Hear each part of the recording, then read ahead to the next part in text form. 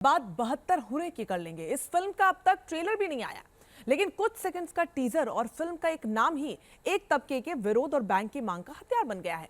मौलाना सामने आए, फिल्म से इस्लाम को बदनाम करने की साजिशों की कहानी गढ़ी और 72 हुरों से शुरू हुआ यह मसला पहुंच गया स्वर्ग की अप्सराओं तक। दिल्ली की जामिया मिलिया इस्लामिया यूनिवर्सिटी के एक प्रोफेसर ने कहा कि जिस तरीके से इस्लाम में 72 हुरे हैं, उसी तरह हिंदू धर्म में ये स्वर्ग की अप्सराएं हैं। और इसी बयान पर खड़ा हो गया अब एक नया विवाद कि फिल्म को बहाना बनाकर हिंदू धर्म के प्रतीकों पर आपत्तिजनक टिप्पणियां की जा रही हैं।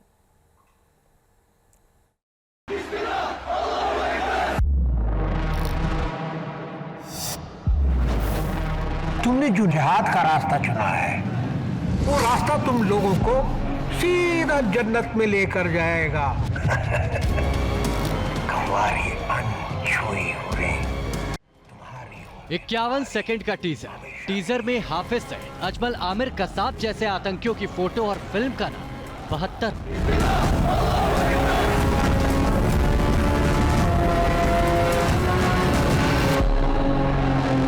पहली नजर में किसी को इस टीजर में कोई आपत्ति नजर नहीं आएगी, लेकिन 72 हूर इस नाम को इस्लाम से जोड़ा गया और फिर शुरू हुआ वो सिलसिला जिसमें स्वर्ग की अप्सराओं तक को घसीट लिया गया। अपनी टीवी स्क्रीन पर आप जो ट्वीट्स देख रहे हैं, ये सब किए गए हैं जामिया मिलिया इस्लामिया के प्रोफेसर शोएब जमई के ट्विटर हैंडल से। पहले ट्वीट में महाभारत और अथर्व वेद का हवाला देते हुए शोएब जमई एक फोटो शेयर करते हैं जिसमें लिखा है, युद्ध के मैदान में जिसकी मृत्यु होगी उसे स्वर्ग में देव कन्याएं मिलेंगी और इनके साथ वो स्वर्ग में संभोग कर सकेगा।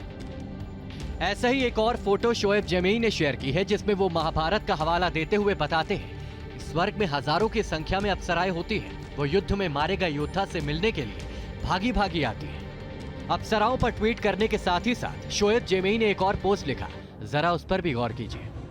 तुम धर्म परिवर्तन को वापसी कहोगे तो हम तुम्हें मनु और आदम समझा देंगे। अब घर वापसी तुम करो, तुम हलाला की बात करो तो हम सारी दुनिया को नियोग के छिपे राज बता देंगे।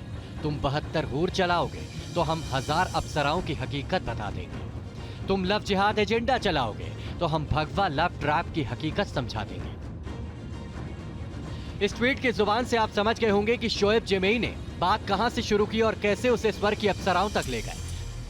आपको बता दें कि शोएब जमई इंडिया मुस्लिम फाउंडेशन के चेयरमैन हैं और शाहीन बाग प्रोटेस्ट से भी जुड़े रहे थे।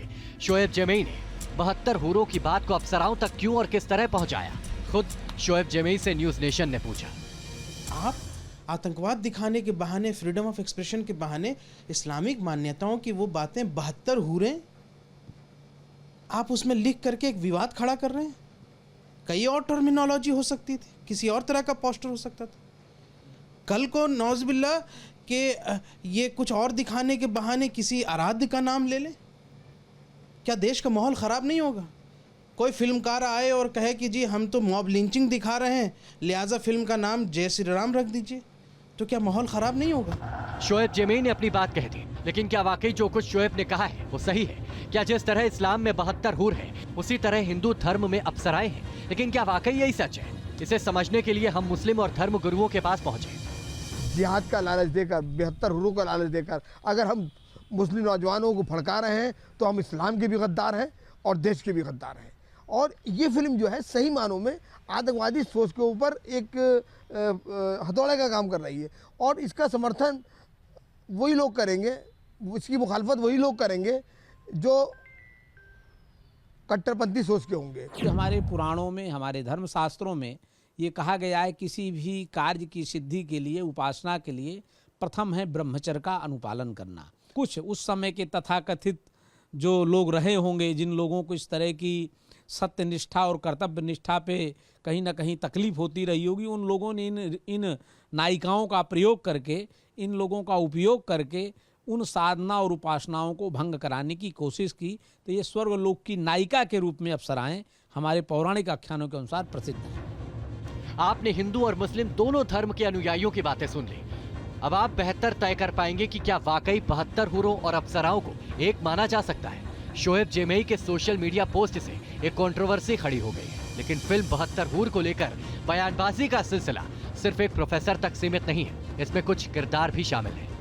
इस टाइप की मूवी आना मुझे ताज्जुब नहीं लगता, क्योंकि जैसे जैसे चुनाव नज़दीक आएगा वैसे वैसे इस टाइप की मूवियों की एक भरमार आएगी और जो सोची समझी षड्यंत्र के तहत जो भी होना है वो चुनाव में अपना बेनिफिट लेने के लिए भारतीय जनता पार्टी की तरफ से इस टाइप के षड्यंत्र रचे जाएंगे। और ये फिल्म वाले जो है ना, इस किस्म की मतलब मुंडी किसकी और बात किसकी फिट कर देते हैं, ये बिल्कुल गलत है और इस पर बैन लगना चाहिए। हुकूमत हिंद से मैं मुतालबा करूंगा, जो भी स्टेट की हुकूमत हो, जहाँ की भी हो, इस पर सख्ती की जाए ताकि हिंदुस्तान में इस किस्म का गलत प्रोपगंडा करके लोगों का जहन बिगाड़ा ना जाए। अप्सरा और 72 हूर के बीच फर्क से दूर बॉलीवुड से जुड़े लोग इस तरह फिल्म बैन की मांग को सही नहीं मानते। एक्टर्स के मुताबिक फिल्म कल्पना होगी, कोई हकीकत नहीं जिसको लेकर सबूत मांगे जाए। हम पहले फिल्म को देख सकते हैं, सोच सकते हैं, समझ सकते हैं, उसके बाद उसके ऊपर डिबेट कर सकते हैं। विदाउट उसका ऐसे विरोध करने का कोई लॉजिक नहीं होता। एक फिल्म बनाने के पीछे बहुत सारे लोगों की मेहनत लगती है, एक सच्चाई भी होती है, बिना आग के धुआं नहीं उड़ता।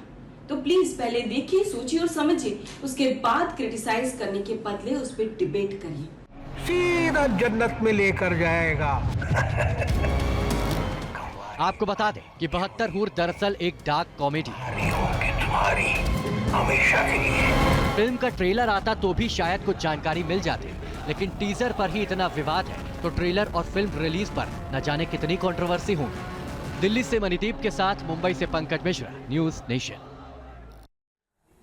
तो सिनेमा एक खूबसूरत कला है और कला को कला तक ही सीमित रहने देना चाहिए, किसी विवाद में नहीं घसीट कर लाना चाहिए। यही सभी के लिए अच्छा होगा।